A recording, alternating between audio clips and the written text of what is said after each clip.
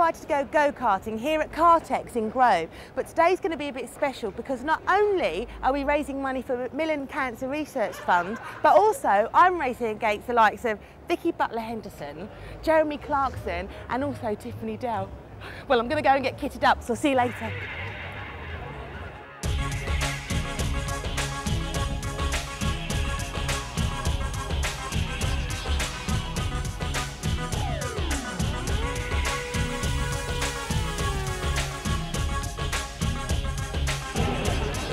Well, I've got kitted up, got myself a very nice race suit, but it's a bit too small.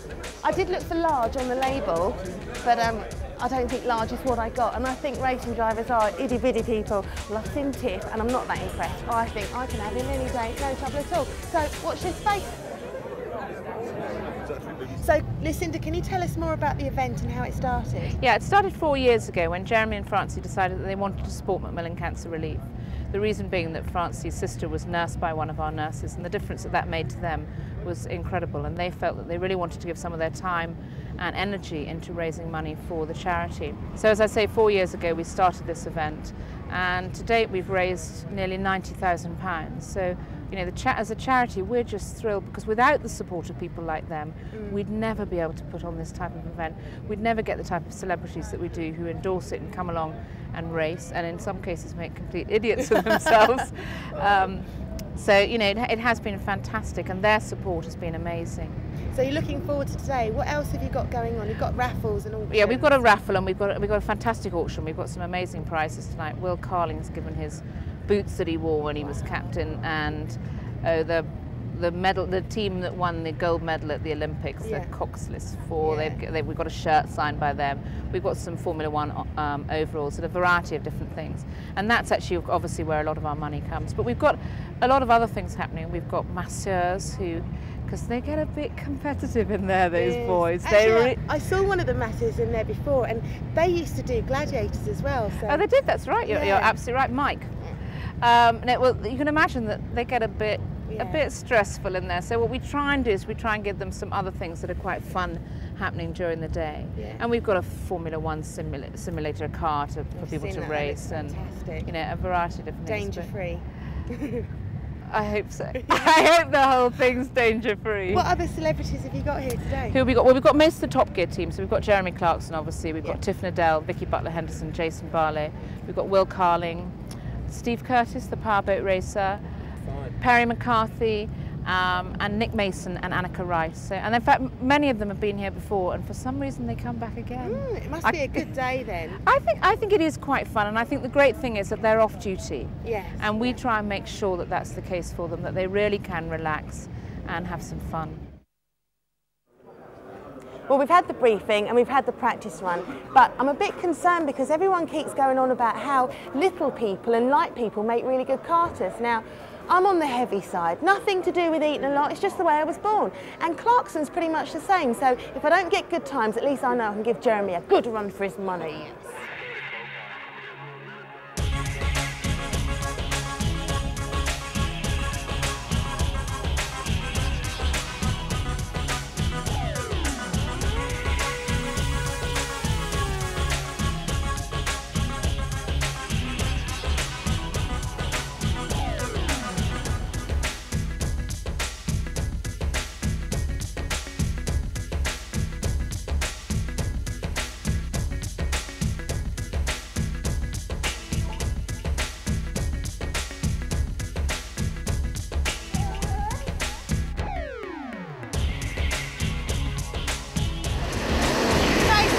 Fantastic. I think I'm all right going fast, but if someone's going to overtake me, then I have a bit of a problem. I got in trouble for lumping, so I'm sorry, Mum.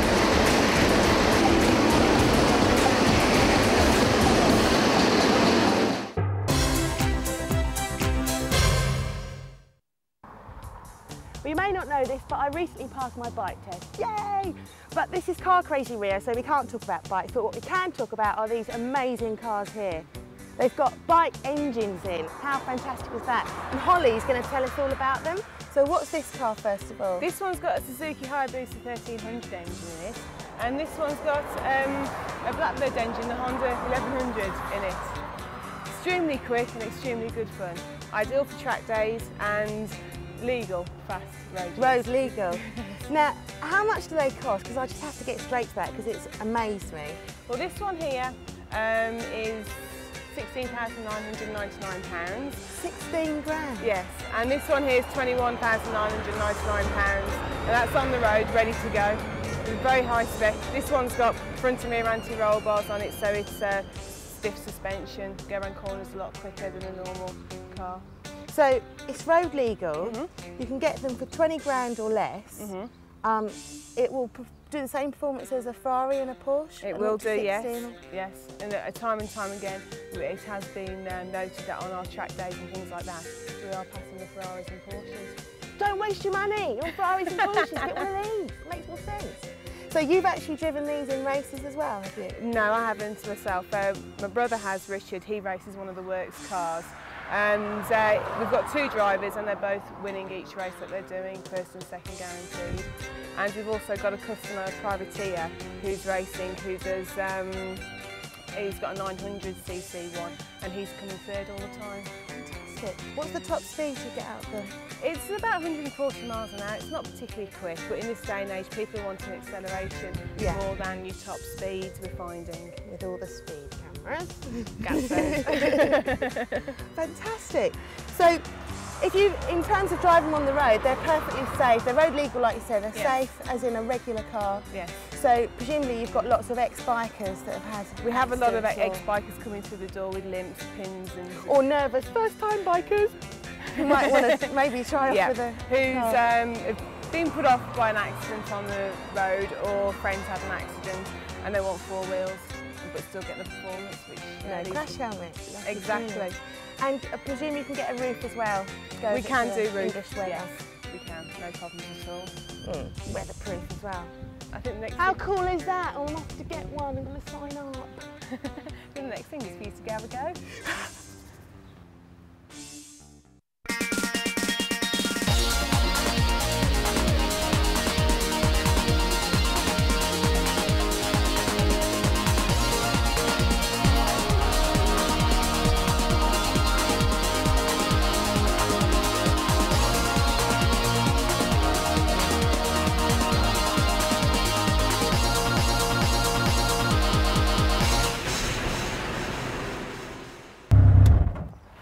That was fantastic, or mega, apparently they say, don't they? They certainly do. So I found that one a lot easier to drive than this one.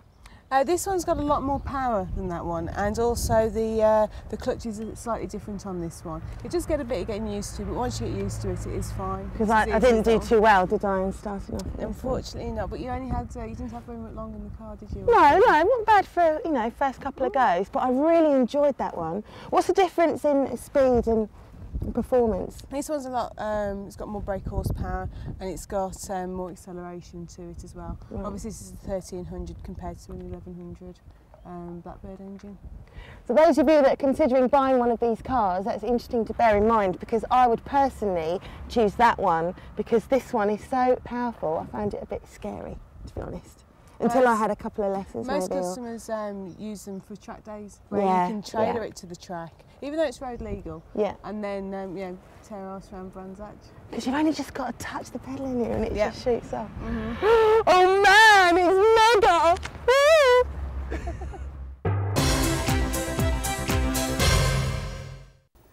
Watcher, there are two things that are really important when you're driving around London. Firstly, that you look good, which isn't a problem for me because I've got this lovely Audi S3, perfect for nipping in and out the traffic.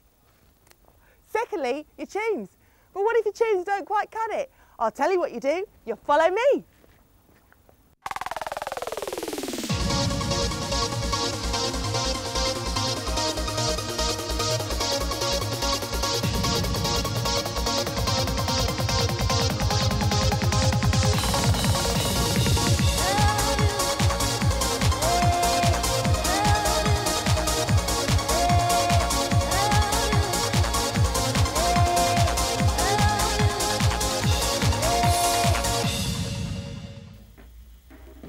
Right, I'm in Prestige Audio in Harrow, one of the leading car audio specialists in the country. And this is my mate Dale, who's going to give us a bit of information about the business.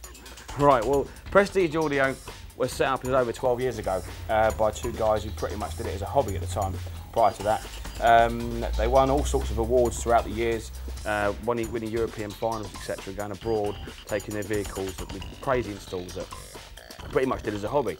Now, 12 years later, they set up a business which is pretty much a pinnacle in the industry, and someone can come in and buy just a set of speakers to fit, or they can go on to spend loads and loads of money, like we did, for example, building our van.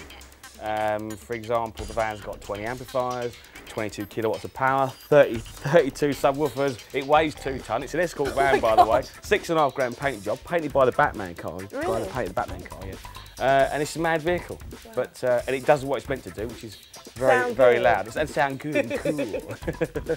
So let's start at the basics. I've got a couple of £100 to spend, and I'd like to upgrade my speakers. What can you suggest? Well, it starts at something like a set of speakers like this. These are, for example, about 150 quid. A separate mid-bass driver and a tweeter, but as far as the price goes, it goes up accordingly. We've got another set of speakers here, 300 quid, 350, to an award-winning set of speakers at 500 quid.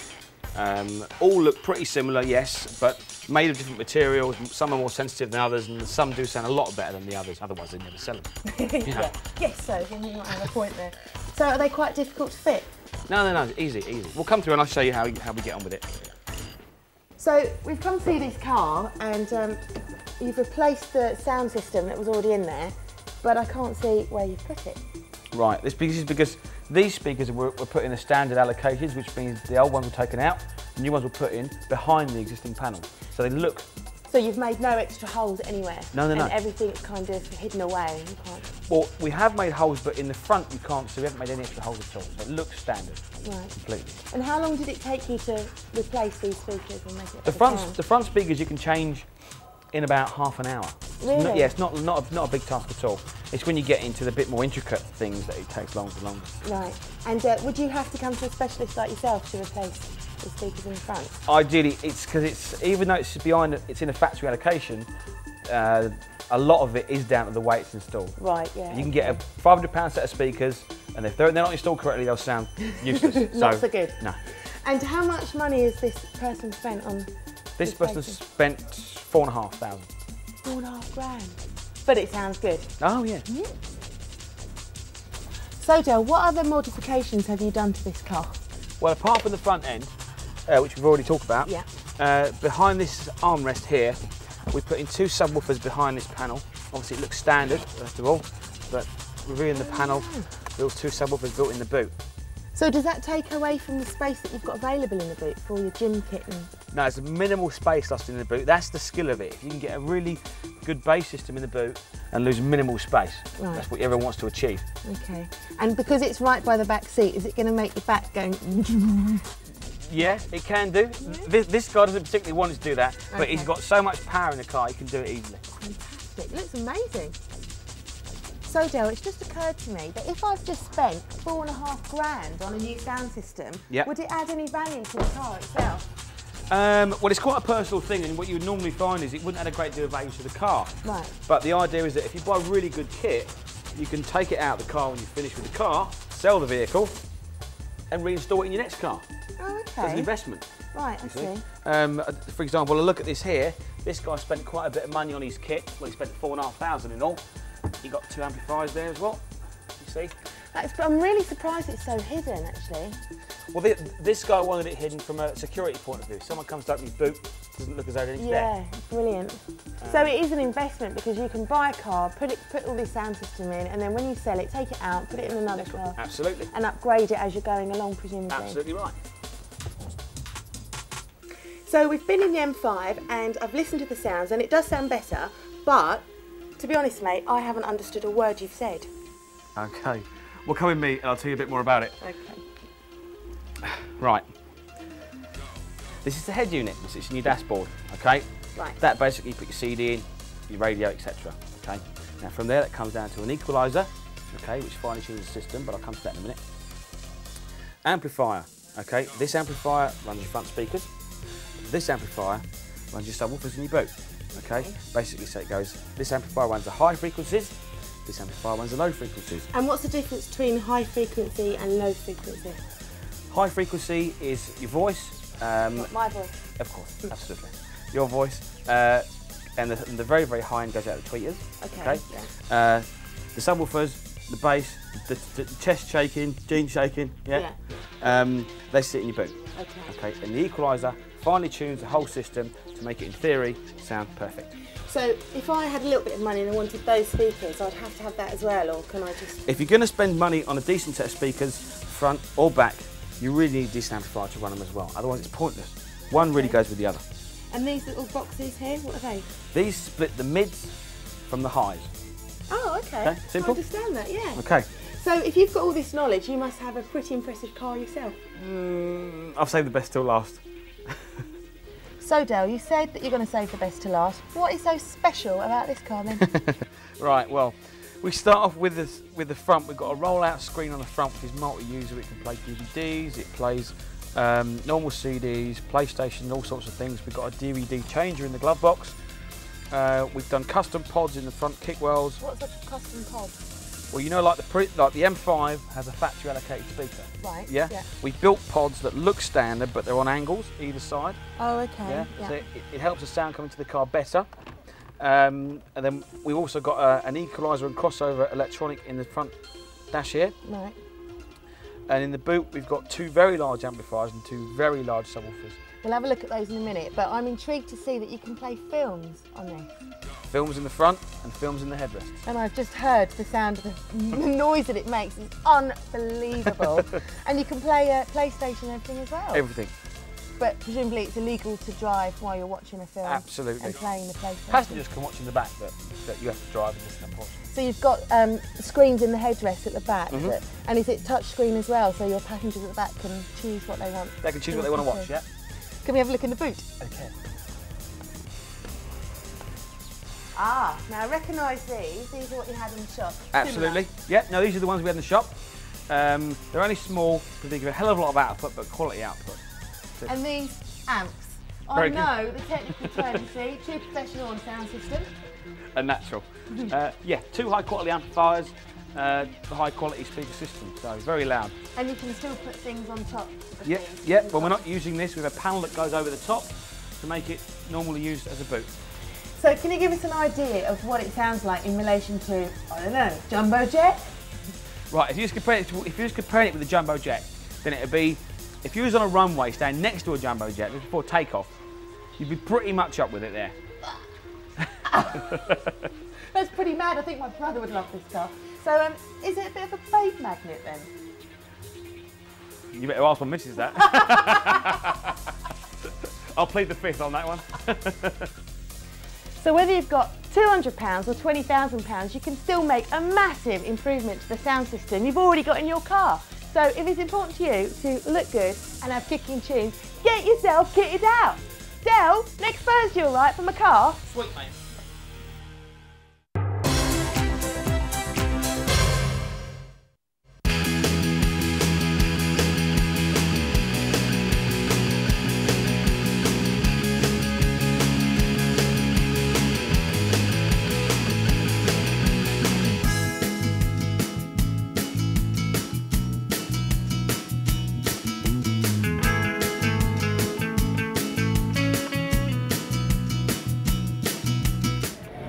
At the Group 4 section of the pit lane, and we've come to talk to Andy about these amazing cars.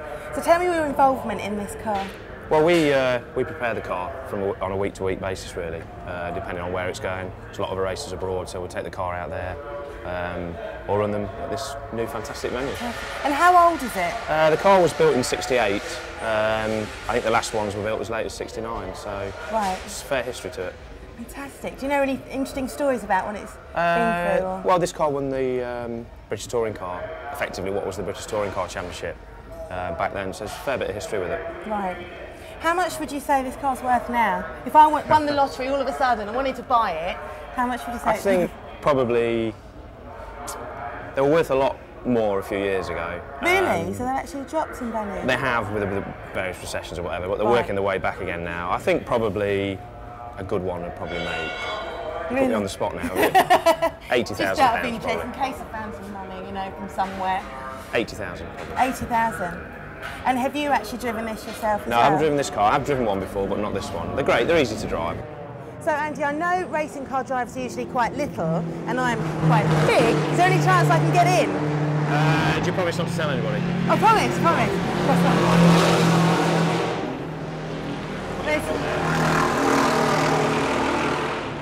1 foot at a time. I'm going to have to try and get that leg in as well, I think.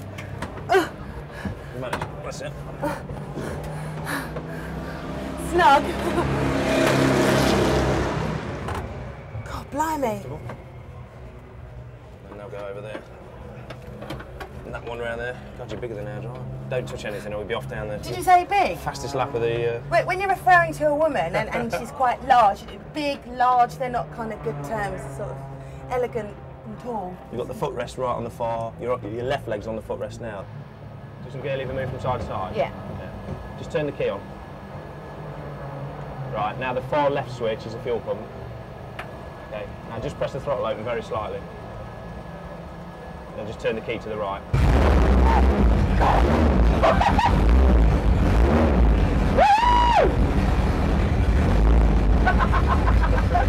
Don't press anything else so you could do a lap record here. I just turned the key the other way. There you go. Thank you very much. Wow. That's fantastic. Right, I'm going to grab myself a pair of gloves, a little helmet, and I'm off. Andy? Yes? How do I get out? No, we'll see you later.